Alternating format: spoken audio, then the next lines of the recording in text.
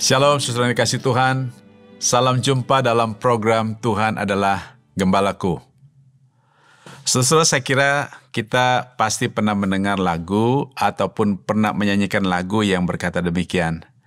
Tak terbatas kuasa-Mu Tuhan, semua dapat Kau lakukan. Apa yang kelihatan mustahil bagiku, itu sangat mungkin bagimu. Saudara-saudara, kira-kira menurut saudara apa judul lagu ini? Ya, saudara benar, judulnya adalah Mujizat Itu Nyata. Saudara, menurut saudara kapan mujizat itu nyata?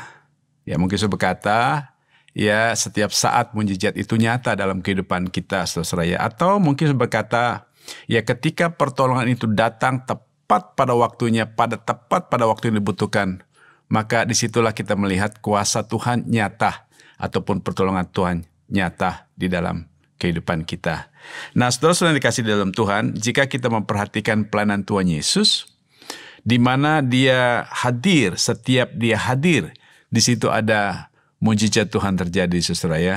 Mari kita membaca satu teks bagian firman Tuhan di dalam Markus pasal 8 ayat 1 sampai 10. Demikian firman Tuhan. Pada waktu itu ada pula orang banyak di situ yang besar jumlahnya, dan karena mereka tidak mempunyai makanan, Yesus memanggil murid-muridnya dan berkata, "Hatiku tergerak oleh belas kasihan kepada orang banyak ini. Sudah 3 hari mereka mengikuti aku dan mereka tidak mempunyai makanan. Dan jika mereka kusuruh pulang ke rumahnya dengan lapar, mereka akan rebah di jalan, sebab ada yang datang dari jauh." Murid-muridnya menjawab, "Bagaimana di tempat yang sunyi ini orang dapat memberi mereka roti sampai kenyang?" Yesus bertanya kepada mereka, "Berapa roti ada padamu?" Jawab mereka, 7. Lalu ia menyuruh orang banyak itu duduk di tanah. Sesudah itu ia mengambil ke-7 roti itu, mengucap syukur, memecah-mecahkannya, dan memberikannya kepada murid-muridnya untuk dibagi-bagikan, dan mereka memberikannya kepada orang banyak. Mereka juga mempunyai beberapa ikan, dan sesudah mengucap berkat atasnya, ia menyuruh supaya ikan itu juga dibagi-bagikan. Dan mereka makan sampai kenyang, kemudian orang mengumpulkan potongan-potongan roti yang sisa sebanyak 7 bakul. Mereka itu ada kira-kira 4.000 orang. Lalu Yesus menyuruh mereka pulang. Ia segera naik ke perahu dengan murid-muridnya dan bertolak ke daerah Dalmanuta. Ya, saudara, teks yang kita baca ini adalah kisah tentang di mana Yesus melakukan mujizat, saudara ya. Nah, kisah ini mirip sekali dengan peristiwa yang di pasal 6 ayat 30 sampai 44 di mana Tuhan Yesus mengadakan mujizat, memberikan makan 5.000 orang dengan 5 roti dan 2 ikan. Mereka dikatakan makan sampai kenyang dan sisa 12 bakul. Nah, kali ini saudara, Tuhan Yesus memberikan makan kepada 4.000 orang, saudara ya, dengan 7 roti dan disebutkan beberapa ikan, saudara, beberapa ekor ikan, tentu ikan yang sudah matang, saudara ya. Nah, saudara, di sini dikatakan juga bahwa mereka makan sampai kenyang dan sisanya 7 bakul. Saudara-saudara, dari 2 kisah ini kita melihat bahwa mujizat yang terjadi bukan karena inisiatif orang banyak memohon ataupun meminta kepada Yesus untuk melakukan mujizat, memberikan kepada mereka makan. Tetapi saudara, mujizat di sini terjadi atas inisiatif Yesus sendiri, melihat keadaan orang banyak itu. Nah, saudara, di ayat yang kedua itu dikatakan begini, "Hatiku tergerak oleh belas kasihan kepada orang banyak ini. Sudah 3 hari mereka mengikuti aku dan mereka tidak mempunyai makanan. Dan jika mereka kusuruh pulang ke rumahnya dengan lapar, mereka akan rebah di jalan sebab ada yang datang dari jauh." Saudara-saudara, saya kira dari situasi yang terjadi ini, atau dari kisah yang diceritakan di sini, saudara, ada 3 situasional mengapa Yesus berinisiatif untuk melakukan mujizat itu? Yang pertama adalah mujizat terjadi di saat ada kebutuhan yang mendesak. Karena Tuhan Yesus katakan 3 hari mereka ikut Yesus dan tidak makan, saudara. Nah, kalau mereka disuruh pulang, kemungkinan ada di antara mereka yang rebah karena tidak tahan 3 hari tidak makan. Yang kedua adalah mujizat terjadi di tempat yang sunyi, yang tidak mungkin ada makanan. Maka saudara, ini menggambarkan situasi yang sulit di tempat yang tidak mungkin untuk mendapatkan makanan. Kemudian yang ketiga adalah mujizat terjadi ataupun dilakukan dari apa yang ada pada mereka. Saudara, ini menarik sekali ya.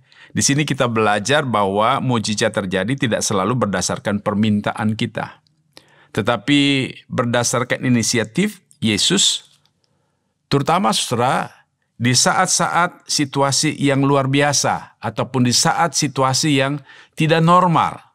Kalau situasi normal, ya Tuhan izinkan kita untuk dengan segala kemampuan kita untuk mungkin bisa berusaha, saudara ya. Tetapi di saat yang tidak normal atau tidak biasa, Yesus berinisiatif untuk melakukan mujizatnya di dalam kehidupan orang percaya.